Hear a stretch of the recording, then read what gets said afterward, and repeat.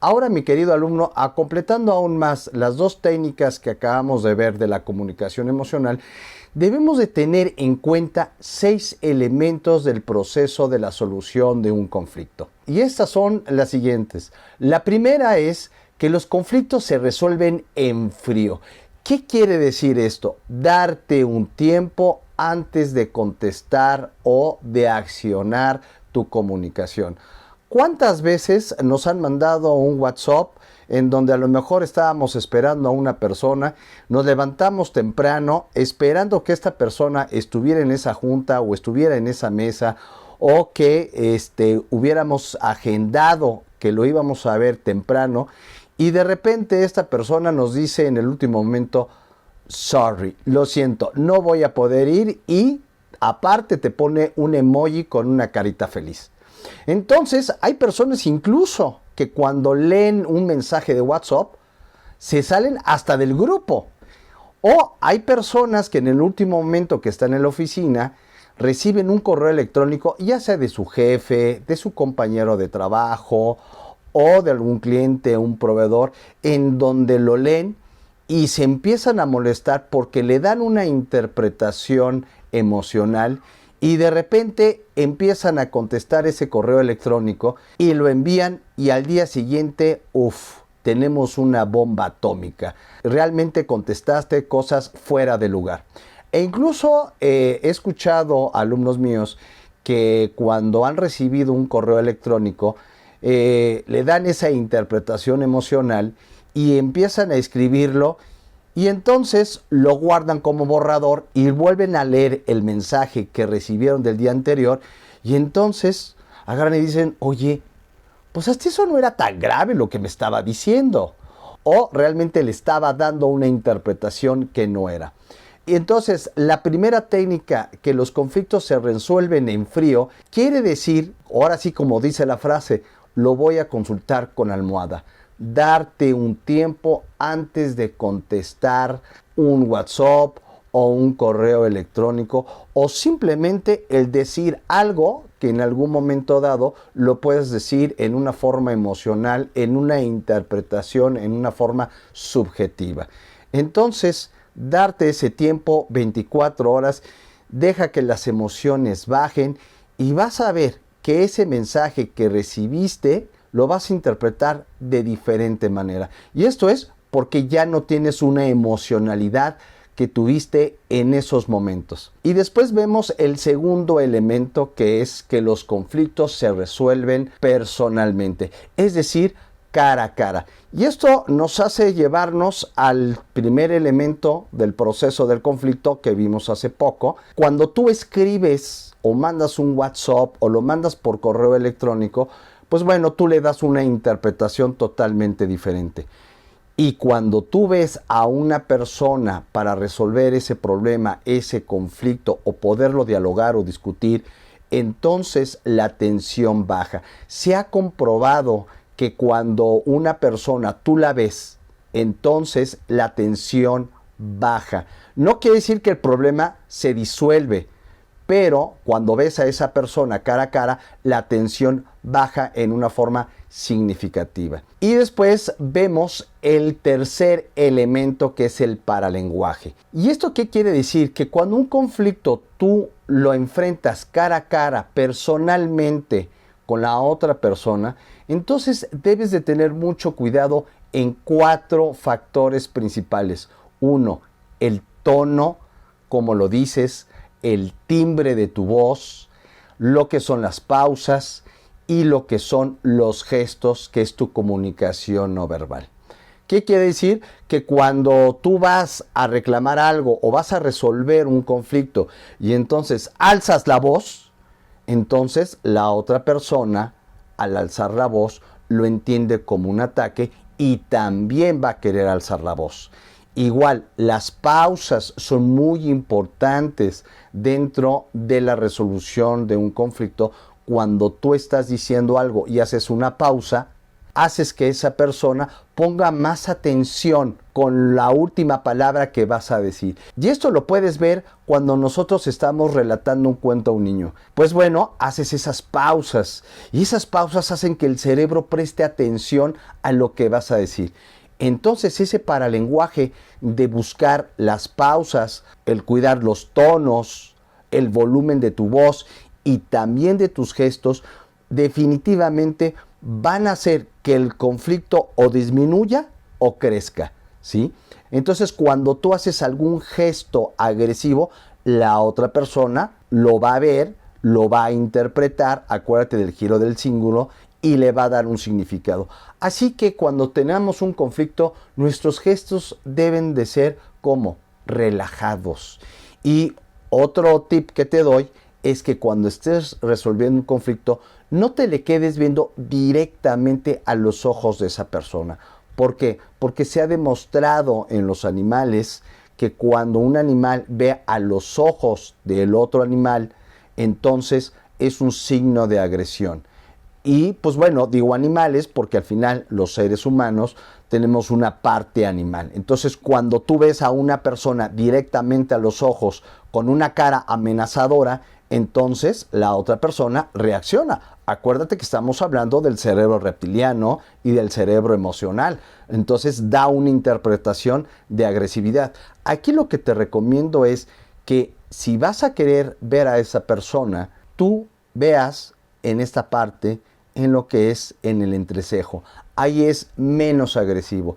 Esa persona no va a saber ni por dónde irse, ni cómo esconderse, y entonces estás demostrando algo que se llama comunicación asertiva. En un gesto serio, en una mirada fija, pero en el entrecejo, y entonces la señal que estás mandando en una forma inconsciente a esa persona es que te tome en serio.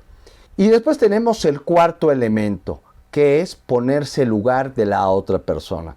Y tal vez esto te suene muy trillado, porque estamos hablando de la empatía. Entonces, ¿cuántas veces has oído que hay que ser empáticos? Y bueno, ya tantas veces que hemos escuchado de la empatía, que como yo te digo, lo vemos de algo, pues una palabra, pues muy usada, muy trillada. Y más que tú consideres que sea esa palabra muy usada, la empatía, ¿qué quiere decir? Cada persona ha tenido una experiencia o una historia de vida. Es decir, las cosas que a ti te disgustan, no necesariamente, bajo la experiencia de la otra persona de vida, le va a disgustar. O las cosas que le disgustan a la otra persona, no necesariamente a ti te van a disgustar.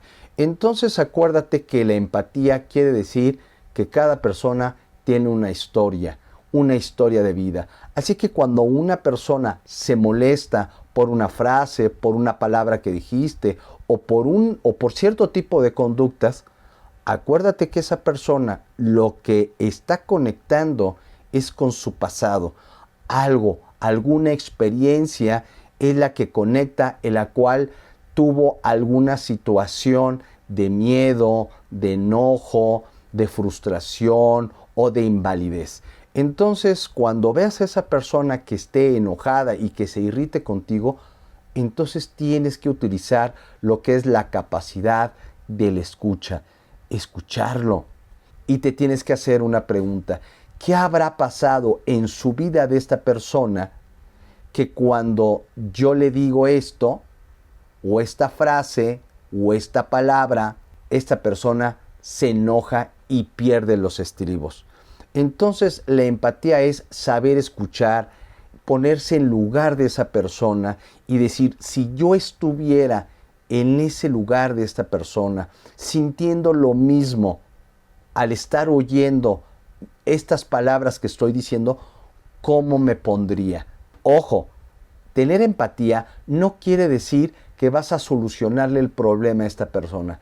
Simplemente escucharla. Cuando tú te pones en la posición de la otra persona, cuando tú dices: ¿qué estará sintiendo esta persona con las palabras que estoy diciendo? Entonces ahí es donde puedes tener un poco más de tranquilidad, el poder buscar una solución o una negociación con esta persona. Y después nos pasamos al quinto elemento, que es buscar el interés común. ¿Qué quiere decir lo que se llama en la negociación win to win o ganar-ganar?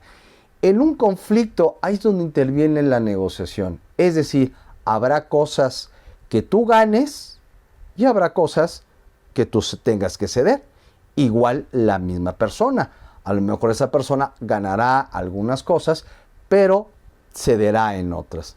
Cuando tú nada más buscas el ganar-ganar, definitivamente el conflicto aumenta más y no estás haciendo ninguna negociación, por lo que generalmente ese conflicto o ese problema se viene acrecentando sin tener una solución hasta buscar un moderador o mediador de esa situación. Pero antes de buscar a un mediador, lo que tenemos que hacer es negociar, buscar esa negociación, un punto intermedio en donde tú ganes, pero también cedas en algunas cosas. Y esto lo podríamos ver en un ejemplo muy sencillo. Imagínate una pareja que tienen un solo auto. Ambos ese día tienen un evento. A lo mejor uno de ellos va a tener el evento 3 o 4 horas antes y otro va a tener ese compromiso dentro de 3 o 4 horas después. Y solamente hay un coche. Bueno, ambos empiezan a discutir, empiezan a pelear, a lo mejor empieza a haber un conflicto. ¿Quién se lleva el coche o quién no se lo lleva? ¿Y por qué tú te lo vas a llevar? ¿Y por qué tú no? ¿O por qué tú sí? Y entonces ahí puedes llegar a esa negociación, decir, bueno, ¿qué te parece si yo te llevo a tu compromiso? Obviamente voy a salir antes de esas 3, 4 horas en la que voy a tener ese compromiso con la otra persona, pero te llevo y después tú te esperas a que yo regrese por ti. En fin, puede haber muchísimos elementos en donde tú puedes conjugar, ¿sí?, una negociación. Y ojo, estamos hablando de un ejemplo muy sencillo, pero en la vida a veces pues hay cosas mucho más complejas. Pero algo es cierto, siempre hay un punto de negociación. Nuevamente te repito, tienes que aprender a ganar unas cosas, pero también ser consciente que vas a ceder en otras, ¿sale? Y después, por último, tenemos nuestro sexto elemento, que es lo que es la retroalimentación. ¿Qué quiere decir esto? Después de que hayas resuelto un conflicto con la otra persona, en donde se hayan puesto de acuerdo y ese conflicto se haya solucionado, entonces es el momento de hablar y decir, oye, ¿qué es lo que aprendimos de este conflicto? A lo mejor una de las cosas que nos ayuda el tener un conflicto es que haya aprendizaje de ambas partes. Como por ejemplo, oye, la próxima vez, en lugar de discutir, alzar la voz o amenazarnos o culparnos, mejor vamos a escucharnos, vamos a ser empático y vamos a negociar, vamos a llegar a un punto de acuerdo, en lugar de explotar y estallar. Y bueno, con estos 6 elementos hemos llegado al final de este curso del día de hoy.